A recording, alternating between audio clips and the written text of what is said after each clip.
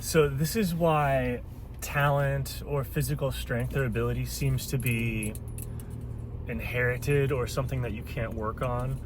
But in actuality, your potential or your ability in this case, let's just keep it at something like your strength or your your speed, your ability to like push, to like move via a weight or your body. So like your ability to run or lift, right? You're pushing off of something to move.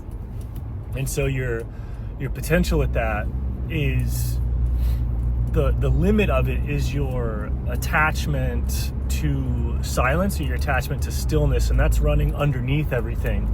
So people with very high levels of what you would call talent, underneath it is that their connection to being, their connection to silence is very intuitively high. And most people would never really work on it. Because you can just have it. You're kind of inherent. It's that's what the space is doing where you are, right? So that's happening where some people are, and they didn't necessarily like do it. But if you get into stillness or silent stuff, it's not necessarily still, but your primary activity is like listening to what the space is doing. And that's like being in water and trying to figure out how to feel more and more and more of the water, because the more water that you feel, the more you're getting pushed, the more you're able to push, right? If you're not able to feel much water, you just push off of the immediate water next to you. You basically push off of the water that you can feel. And so as you start to act, you'll feel the water immediately next to your body, and you'll lose perception of the water further away. Whereas like if you were just still and not doing anything in the water, you can feel, very far out. Or if you're stuck in a big current or there's a big wave, like imagine a big wave's going by, you can feel what the water is doing on that huge wave. And because you're feeling that, that's why the movement can be so fast. Like the wave takes you so fast, or the current, you're moving so fast. It's because you're feeling all that water.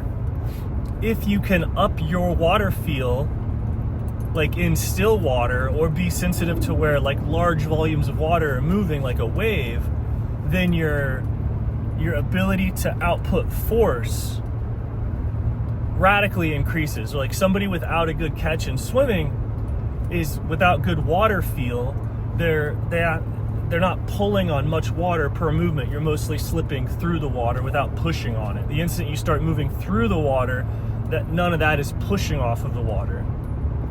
If you're swimming super efficiently, you're pushing off the water like a fish, right? Like as they go forward, they're not moving through the water hardly at all. And by moving through, I mean like a hand that's dragging through the water. You can see as the body flexes, that flexation actually pushes off of the water and they go forward. And being streamlined helps a lot too, because if you have a reduced drag profile, when you push, you go, rather than when you push, fall through. And so if you notice, you can like notice that's the catch. Like that's the engagement with reality, the same way that you could notice that you're standing on the ground. Like this engagement into silence, this traction into silence is your primary motive force. And so the more you're able to push into it without slipping through it, that's the power output. And that type of power output is like radically more strength, radically more flotation. The center of balance is right, like where's your center of gravity when you're in water?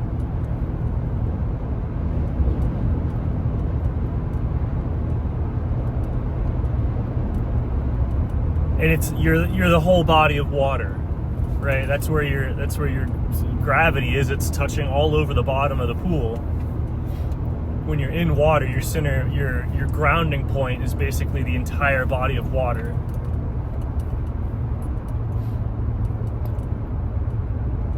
And so the center of gravity is kind of everywhere, and that's why you can float. And if you get your center of gravity everywhere, then on land, even if it's not enough to get you to like float, it's enough to give you really dialed in balance and enough flotation to kind of help do acrobatic-y things. And so all that is a lot of the times it's naturally present. Like anytime somebody's doing a very powerful move or exerting a lot of strength, that's obviously what the awareness is doing right then. So that's why they have that ability. It's like the water that deep is moving. But if you wanted that ability, then the silence is to sit there and only move off of that. Don't try not to slip through it all. Right? Slipping through the water is kind of similar to distraction.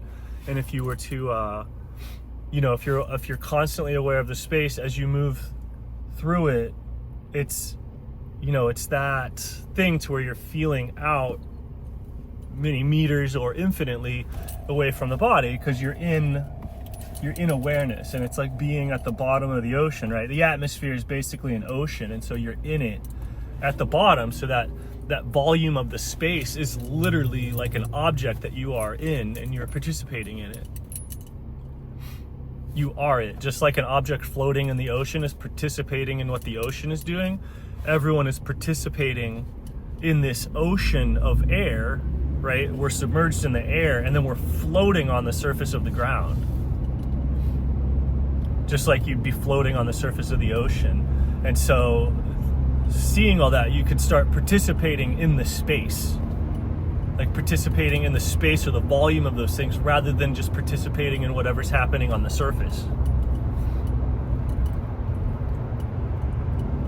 And just everything that's kind of going on in that area, everything that's going on under the surface, your connection to the invisible awareness, that's all circling around what people call like talent. And the instant that somebody starts increasing their talent, or if you really get this, the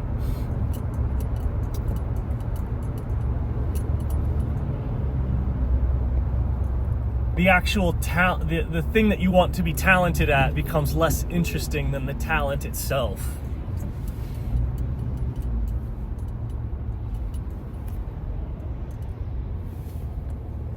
Not because they're disconnected in any way, but it's just when you find gold, if you find a ton of gold, you lose interest in silver or something like that.